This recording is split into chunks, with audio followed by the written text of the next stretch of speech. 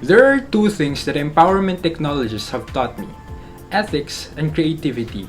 And these two are very vital that it really became a huge eye-opener for me to rely on the proper ways of using the computer and the proper utilization of the internet.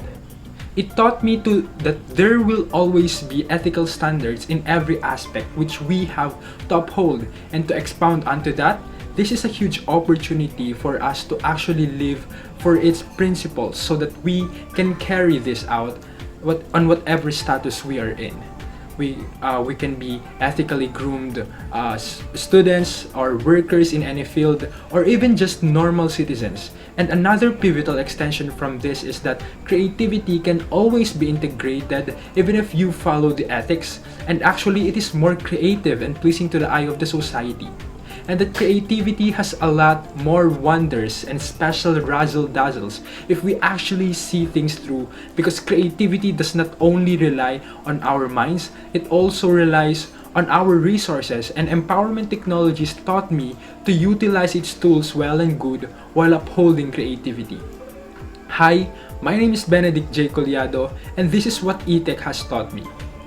To begin with, I learned about the netiquette, or the do's and don'ts of online behavior, and this is something that's really significant and timely, because the fact that in our current situation where we are heavily reliant on the wonders of the internet for the purpose of A, accessibility, B, convenience, and C, safety, we have to be reminded of the things that we have to do and the things that we should not do for the purpose of upholding ethical standards, to be so that, one, we won't abuse the potential power that technology holds. Two, we will know the boundaries, and we will know that so-called respect to the people, not just on society but also to the people who are working through the online world where you accessed for your own desires. And lastly, number three, is we will be benefited subjectively, especially if your treatment is good. Now, what then are the do's, right? First is that we should watch our tone.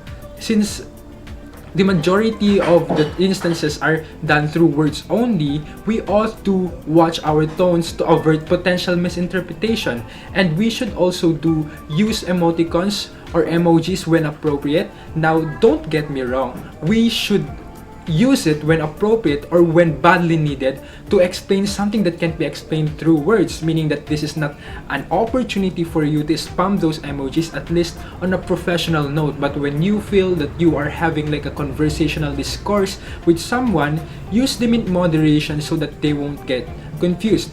Third is that we should be generous and collaborative, because we shouldn't chime in only when you need help or advice. Be an active participant in your own online community, and take the time to read and respond to other people's posts, and provide encouragement and information when you can. But if you are an online introvert, then you don't have to force yourself to do those things. Lastly is to be friendly and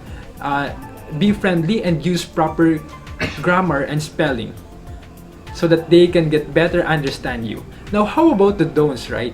First is that do not be rude. That's number one. And second is that please, we should not overuse caps, because this is the tone that's really rude when you look at it, especially if we overuse it. And do not overuse abbreviations also, because it is not mutually exclusive for all of the time, because not everyone knows what that means. And above all these things, you can always be creative while being professional. And I won't further extend onto that, since this is now a self-explanatory. But all in all, I'm just really glad that eTech reintegrated this into my mind, because this is really necessary for our current situation, and truly, I'm really grateful for this. Again, this is Benedict J. Collado, and saying goodbye for the first semester.